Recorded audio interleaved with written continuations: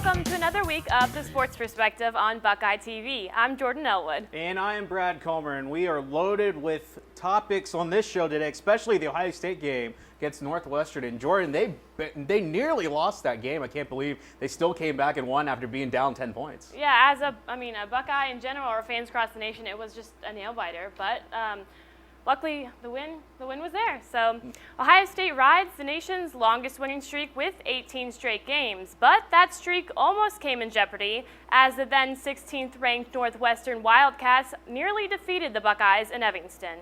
After being behind as much as 10 points, OSU was able to bounce back and secure the 40-30 victory, thanks to running back Carlos Hyde. Sports Director Brad Comer was at Northwestern with your post-game recap. Well, if you're an Ohio State fan, this has been a game that has been circled on everyone's calendars this season. And this was the second straight week Ohio State would be pitted up against a top 25 opponent in the Northwestern Wildcats. And for Ohio State, it was a scare from the beginning as they do survive this matchup 40-30. The player of the game arguably could be Carlos Hyde, 163 yards, 3 touchdowns in this matchup. Obviously emotional after the game, since coming back from his 3-game suspension earlier in the season.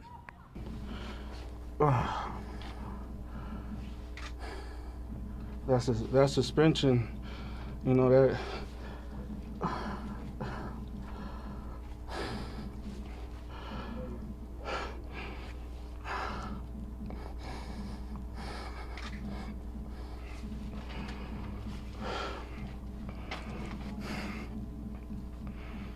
suspension, it really hurt. Not being out there with my brothers because I made a mistake. Oh, his whole life, I shouldn't say life because I didn't know him before, but his whole career was just kind of a mush.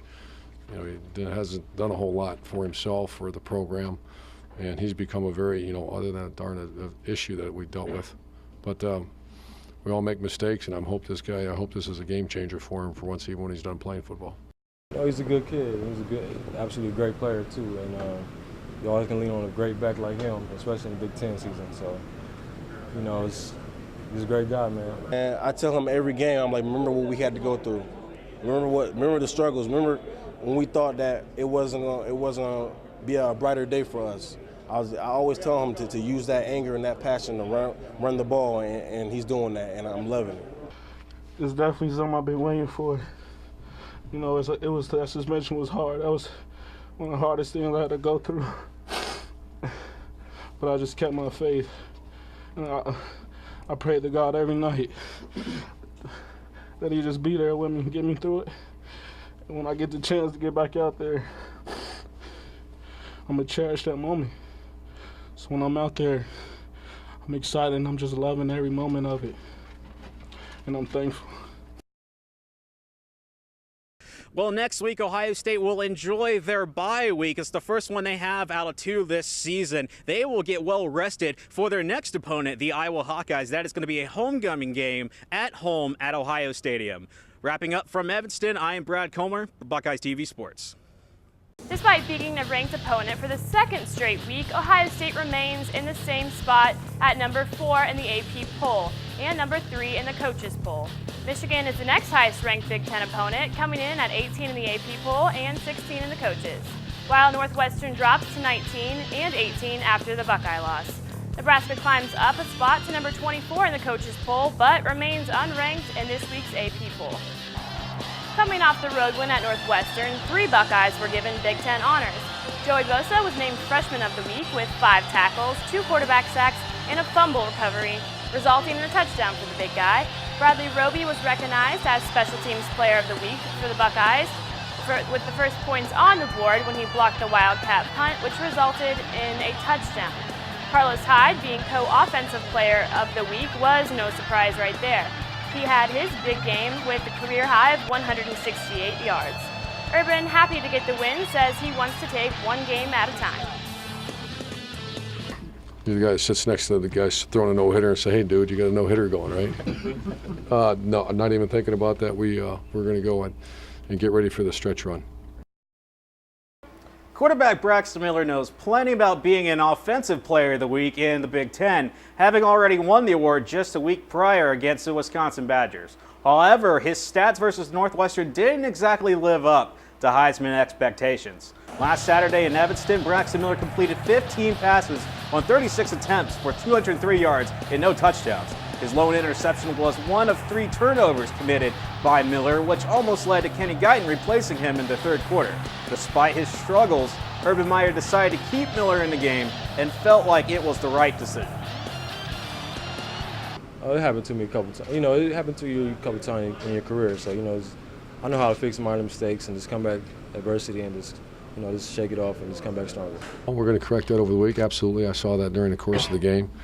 The miss, that's just being quarterback. You got to hit that touchdown. He usually does. And my heart bleeds. I almost put Kenny in there, and I gave him a big hug, told him I love him because I do. And he's good. This is a good team that cares about each other.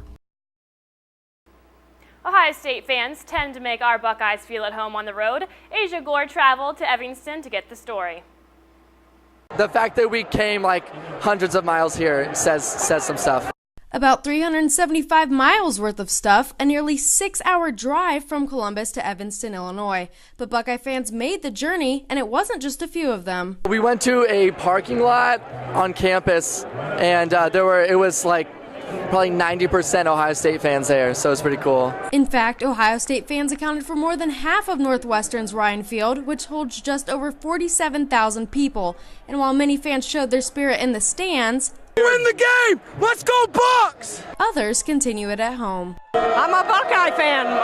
My grandchildren go to bed. Their lullabies are Carmen, Ohio, and Buckeye Battle Cry. And even though the Ohio State band didn't make the trip, Carmen, Ohio continued on anyway at the end of the game.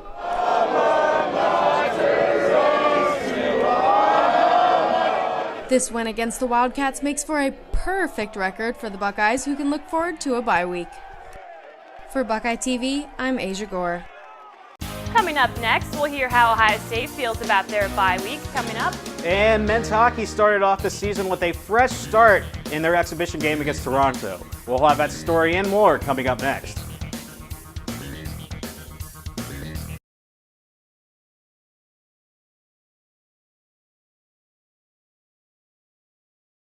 Ohio State will get their first bye week of the season after coming off 2 wins against ranked opponents. After play at Northwestern, Urban Meyer and the team will get some much-needed rest time to prepare for the second half of the season. Some people see a bye week to go act like a jerk over a weekend, and that's not what bye weeks are for. It's your body has been, football is a tough, violent contact sport, so your joints and your shoulders and everything needs a break. That's what it's for. But they come back 8 pounds underweight or 8 pounds overweight and not at least watching football, and that'd be a disgrace. And I'd have a real problem with that. So there's a weigh-in Monday morning, and they better be right on the dot. It's really big, as much pressure, as much stress as we put on ourselves, to have the ability to get out of here, to be a dad, to be a husband, to get a couple deep breaths. It's really tough. If you're not fresh, it's really hard to focus in and do your best job. During the offseason, the men's hockey team have been answering questions about the team expectations for the 2013 campaign. A new head coach, losing an All-American goalie, and joining a new conference are just some of the topics Ohio State's had to deal with the media. Well, last Saturday, OSU finally hit the ice in Value City Arena in a friendly exhibition against the University of Toronto. The Buckeyes absolutely ran away in this contest, defeating the Varsity Blues 9-1 Saturday afternoon. Forward Tanner Fritz and had a team best 4 points on his 2 goals and 2 assists. And overall, Ohio State outshot Toronto 41-19 in regulation. Ohio State's season finally begins on Friday with a home-and-home against former CCHA rival and in-state foe, the Miami Redhawks. Well, it hardly feels like fall yet, but women's hockey has already hit the ice for their season opener. The Buckeyes haven't lost a season opener in 9 years, but they kept that streak going, winning in a 4-3 shootout. The Buckeyes traveled to Erie, Pennsylvania when they took on Mercyhurst. Well, the start of Big Ten play hasn't taken kindly to the women's volleyball team. Thus far, since going 12-0 in the non-conference portion of the schedule, 21-ranked Ohio State is just 2-2 since starting league play. Friday night saw the Bucks lose their second straight match at Purdue, losing this one 3-0. Ohio State did manage to bounce back on Sunday in Bloomington, defeating the Indiana Hoosiers 3-2. With 7 Big Ten teams ranked in the top 25, head coach Jeff Carlston believes the road to a league championship is tougher than winning a national title. Winning a national championship is easier than winning the Big Ten. I mean, we're playing to win the national championship. You have to beat 3 or 4 top 25 teams. To win the Big Ten, you have to beat 17. Really, we're just trying to focus on like the process goals, like how we're gonna get there, like communicating with one another, playing hard, working hard at practice, stuff like that. So, I think the key is just focusing one game at a time because the Big Ten, there's not one easy game. So.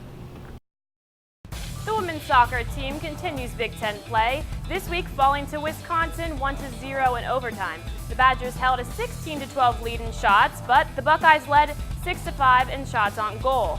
The Buckeyes are set to host that team up north in Jesse Owens Memorial on Saturday. Well, make it 7 straight for the men's soccer team. Their latest opponent to victimize the Buckeyes was Michigan, falling 1-0 at Jesse Owens Memorial Stadium.